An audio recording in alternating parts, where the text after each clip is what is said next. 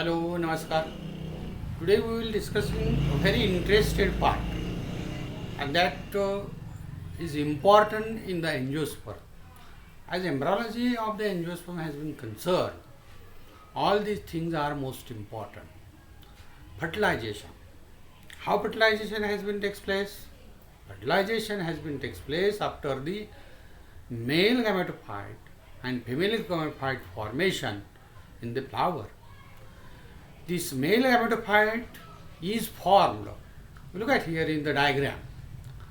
This carpe, pollen grains are received after the liberation from the mature anther and deposited on the stigmatic part, where the stigmatic part have sugary solution and some other chemicals. So they have to be responsible for the germination of the pollens, and this germination of the pollens then responsible for the formation of the male gametophyte. What about that male gametophyte formation? The male gametophyte formation is only after the deposition of the pollen grains on the stigma. Stigma is the received part of the gynoecium or carpe, and this stigmatic part this receives these pollens, and pollens have aperture structure. Through its aperture or germ pores, they have to be absorbed the moisture and sugary solution and enter into the pollen grain and started to germinate. And after the germination, uninucleate pollen grains are then binucleated, and again once it has to be divided to form trinucleated condition, either on the stigma or in some cases like aquatic plant it may be outside the stigma, that is the in the anther lobe, or even also in the sporangia. This uninucleated pollens once divides to form a vegetative nucleus or tubernucleus and the germinative nucleus. Germinative nucleus then further divides to form a two sperm, and two sperm with one tube nucleus then migrated through these pollen grains at the tip and enters into the ovule through this style region.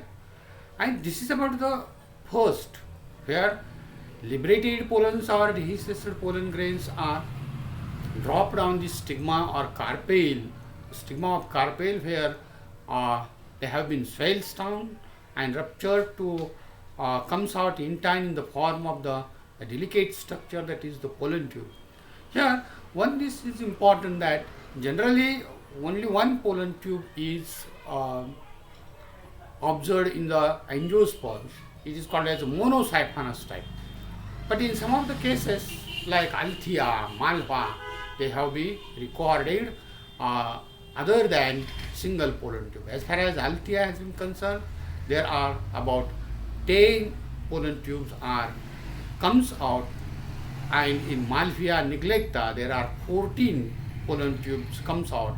Such condition is called as polysiphonous, and only out of all these only one pollen tube has to grow through the style and reach up to the embryo stage. Then pollen germination has been takes place and forming particularly the male gametophyte. The time of the pollen germination and even also the length of the pollen tube is also variable in the angiospermic plants. The time and length of pollen grain has been concerned. Longest pollen tube has been recorded about 50 centimeter in the maize.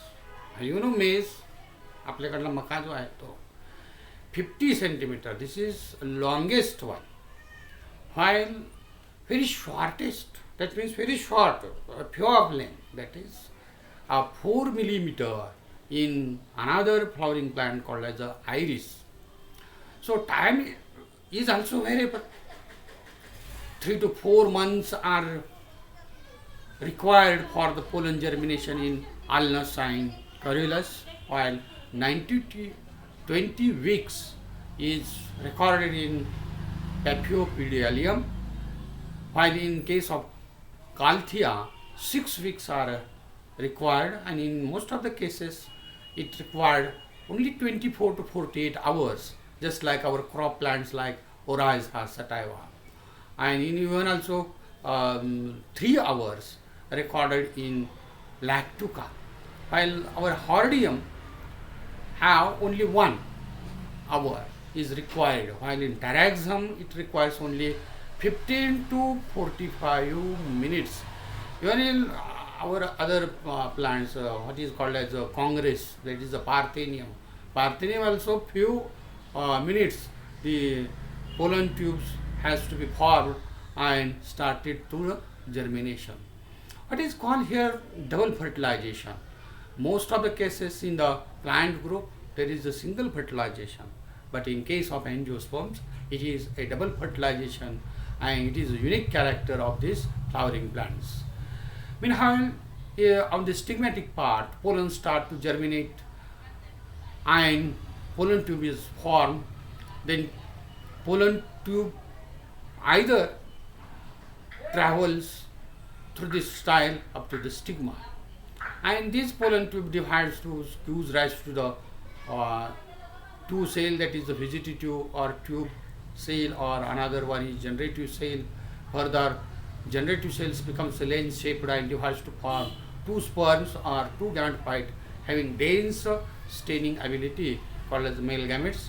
And these three materials, which includes two male gametes, one tube nucleus along with the cytoplasm, and comes at the end of the pollen tube together with called as a male gametophyte.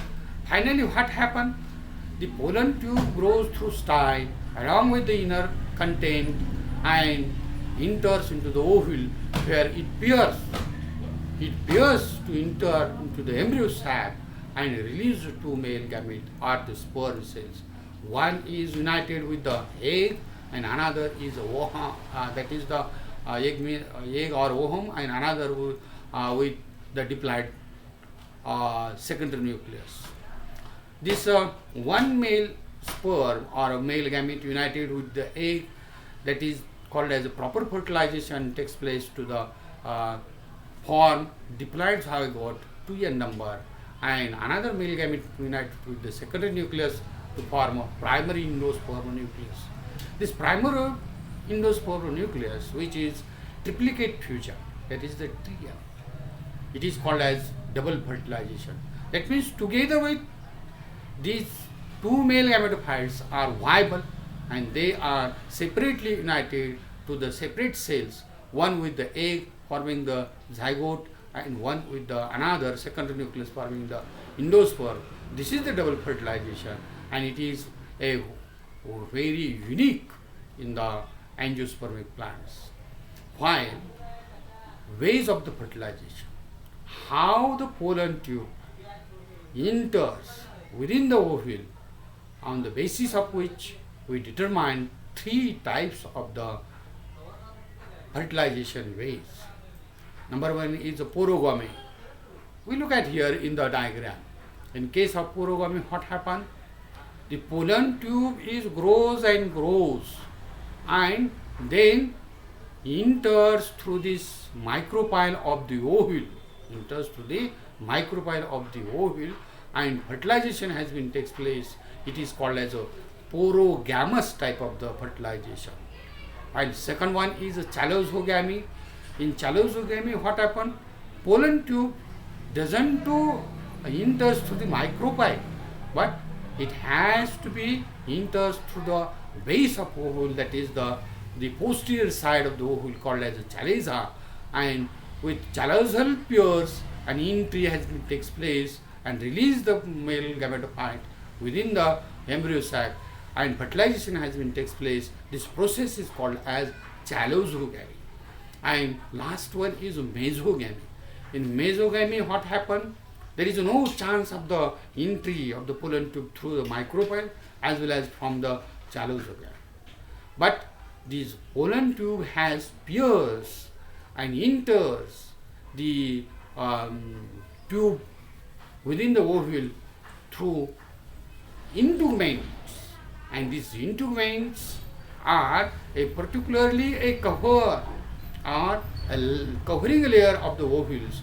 So this covering layer of the ovules has to be piercing by the pollen tube and enters into the embryo sac and release male gametophyte, and fertilization has been takes place called as a mesogamous type of the fertilization, and way is called as a mesogamy. So this is about the porogamy, chalosogamy and mesogamy. All these terms are very important for the MCQ literature, and even also this double fertilization is most important for the short note for 5 marks, and even also ways of fertilization, these are also asking for the short notes questions. So these 2 points are most important in the embryology of the angiosperms, that is the double fertilization, germination of the pollens and ways of the fertilization. So this is about the today's session. Thank you.